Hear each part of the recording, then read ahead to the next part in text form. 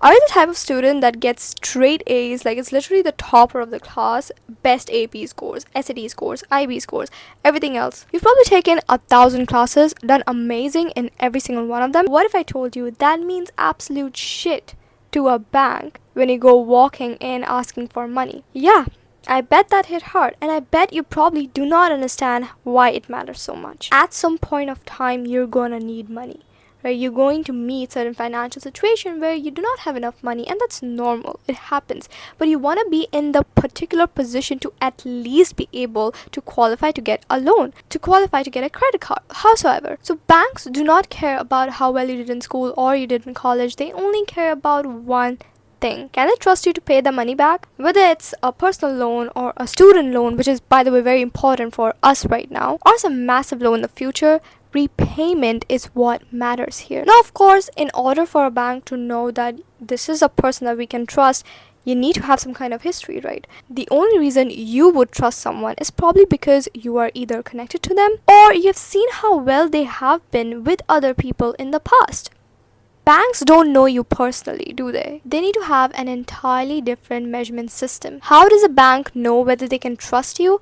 They will check your credit history. Now, as a student, obviously, you do not have a credit history. You've never taken a loan. You've never had someone to pay back. We haven't even reached the right age to take up our own loans. So banks need something else to judge you. That is where credit score comes in. Credit score is again not about how rich you are or about how well your life has been going. It's just a number that tells bank clearly how well you can pay your money back. Now, why does it matter so much is because, again, as I said, banks don't know you personally. You're not a friend's friend to them. No. They don't know whether you are responsible, careful, disciplined, good with money.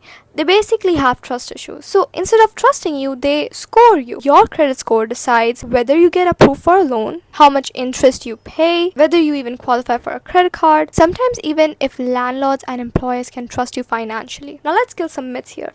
Your credit score is definitely not your bank balance, your income, your exam results, your college or school name, or your parents' wealth. It's a simple formula. Miss payments, your score drops. Make payments on time, your score rises. I'm about to realistically break down how you can actually manage to either build a credit score the moment you reach the right age or have a good history that will contribute to the increment in your credit score. Most of us don't even have a bank account. We are not even probably 18 yet. If you are, this is a wonderful sign for you. We don't know what shit to do. Even if we do get some money, our first thought is not, oh, let me take some loan right now. I still don't understand how this is even related to me. I'm literally a kid. That is where we mess up big time. Big time. You can give banks a clue. Okay, maybe I don't have a proper credit score or the credit report that you need, but I have done things in the past that can insanely enhance my credit score. Optimizing resources is the first thing that will take you from at least not being ignorant. This video in itself is the first resource for you. Now, I've listed proper pages and links in the description box, so you make sure to check them out. The first thing that you need to know is Credit Bureau Services. What does that mean? They are official organizations that collect your financial data. Your scoring services, along with other things, is what happens here. This is where you check your credit score. That's their job. Now, legal ways to start building credit score early. Emphasizing on legal, because if you're under 18, you cannot get a loan. As I said before, I've mentioned that a couple of times in this video. What can happen is that you can be added as an authorized user under a guardian, under the account of your parent. You can be added as a minor or an add-on user. So instead of directly chasing score to be built up, we rather emphasize on building habits. In India, RBI allows children aged 10 or above to open a savings account under their guardian's approval. That is very much legal and possible, and I'm giving you first-hand experience because I have my own PAN card and I recently got it. It is under my father's guardianship, under his account. You can have a minor bank account or a teen bank account and start your journey from there. Start investing into SIPs. Start depositing the money you get over there. The amount obviously does not matter, the habit does. Now what you can do right now is get a PAN card, right? The moment you turn 18, it will automatically update the privileges that you do not have right now. Second, with that PAN card, open a bank account with your guardian's help. Third, start using internet banking or UPI to understand how the system works. And then if you want, you can also become an authorized user within your parents' bank account. Now, this part may be a bit controversial because not every parent trusts their kid with their cards, obviously. So I can't assure you if they'll agree, but it's worth asking. In the worst case, they'll say no. The thing is, every single country has a different